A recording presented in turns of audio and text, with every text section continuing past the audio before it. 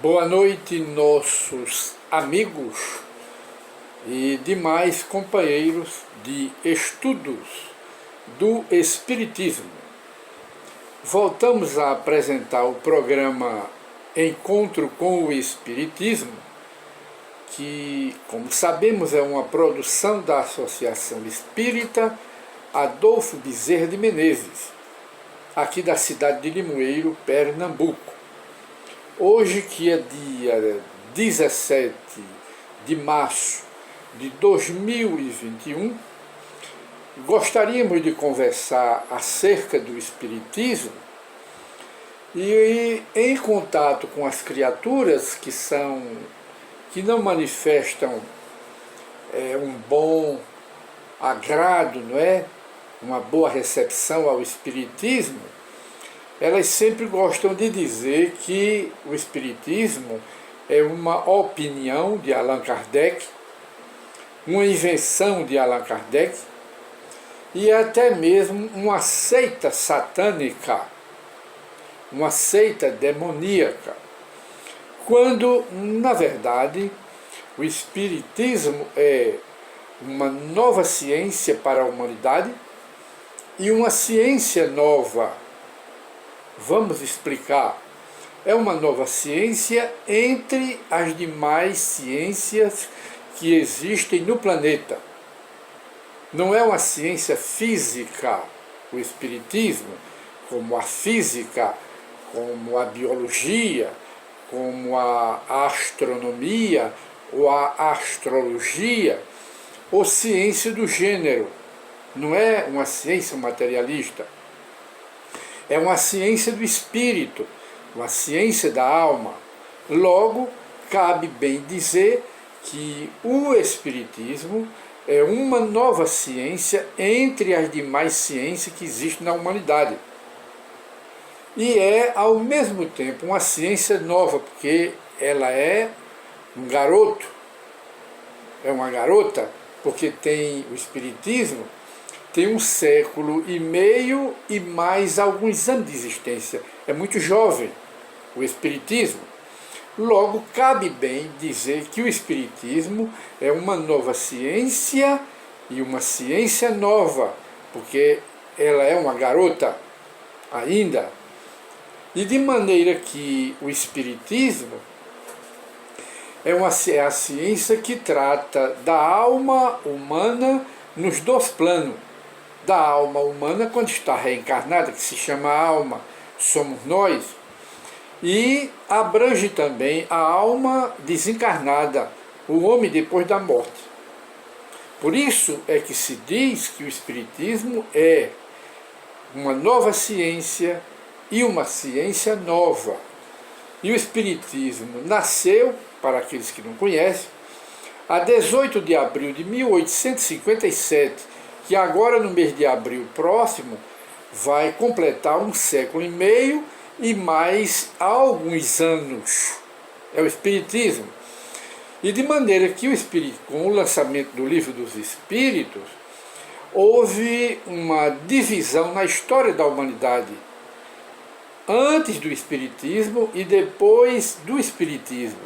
O mesmo ocorreu com a vinda de Jesus ao mundo, naquela época, há 2000 anos, que dividiu a história da humanidade antes do Cristo, depois do Cristo.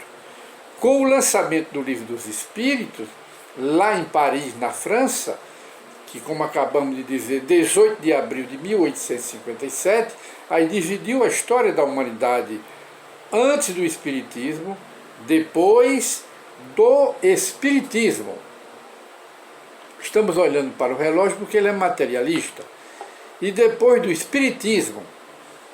E de maneiras que o Espiritismo cresce muito no mundo, é a doutrina, é a religião que cresce mais no planeta. É muito acelerada. E somente aqui no Brasil foi feito um levantamento e há alguns anos passados já havia aqui no Brasil mais de 5 milhões de espíritas declaradamente espíritas, sem se contar a quantidade igual ou um pouco menos, ou talvez superior, de pessoas que nunca frequentaram o espiritismo e que se dizem espíritas, só porque leem os livros espíritas em casa e acha fundamento do espiritismo, tem simpatia pelo espiritismo, mas honestamente elas não têm medo e se declaram espíritas, como dissemos, sem nunca terem frequentado o centro espírita. De maneira que nós não sabemos ao todo os milhões e milhões de espíritas declarados e de espíritas que se diz espírita, mas não forem centro espírita, que existem no planeta todo. E gostaríamos de aproveitar o ensejo para esclarecer que o interesse pelo espiritismo é tão grande no mundo inteiro que os livros o livro dos Espíritos e as obras da codificação de Allan Kardec, de uma forma geral, já foram traduzidas para diversas línguas do planeta, para diversos idiomas, principalmente o livro dos Espíritos, que já foi traduzido para o inglês, o francês, o espanhol, o alemão, o japonês e o russo, não é? O esperanto, esta nova língua, e muitas outras línguas, idiomas, que já traduziram o livro dos Espíritos. De maneira que o Espiritismo tem crescido aceleradamente em todo o planeta. Logo, erroneamente, não é? Se diz que o Espiritismo é uma opinião, não é? É uma seita, também não é. Não foi a opinião de Kardec, nem é uma seita demoníaca, nem uma seita, eu diria, uma seita satânica, quer dizer, de Satanás, do demônio. O Espiritismo não é nada disso. O Espiritismo é um benfeitor da humanidade. E gostaríamos apenas de, para esclarecer melhor e mostrar o caráter verdadeiro do Espiritismo e a missão do Espiritismo aqui na Terra, como o Consolador prometido por Jesus há 2000 anos, eu vos enviarei o Consolador, e ele ficará eternamente convosco. Era isso que Jesus ensinava aos apóstolos para preveni-los sobre a prisão dele e a cruz em que ele ia ser crucificado. E de maneira que aqui no Evangelho segundo o Espiritismo, nós aproveitamos esta oportunidade para ler uma pequena mensagem de do Espírito da Verdade, um Espírito muito elevado, que diz o seguinte nesta mensagem para abrir o Evangelho segundo o Espiritismo.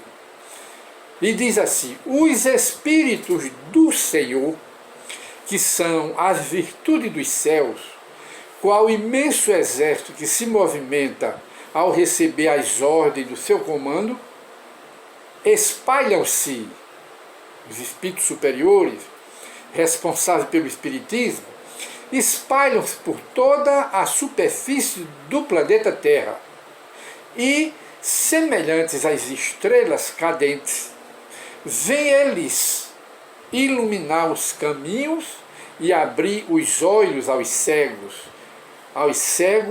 aos ignorantes, mas de boa fé, e também abrir os olhos aos de má fé. E diz mais a mensagem: eu vos digo em verdade que são chegados tempos em que todas as coisas hão de ser restabelecidas no seu verdadeiro sentido, para dissipar as trevas, confundir os sábios orgulhosos e glorificar os homens justos. E diz mais a mensagem: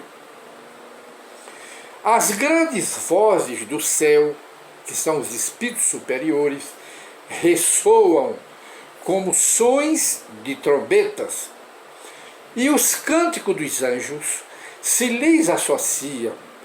Nós vos convidamos, a vós homens, para o divino concerto.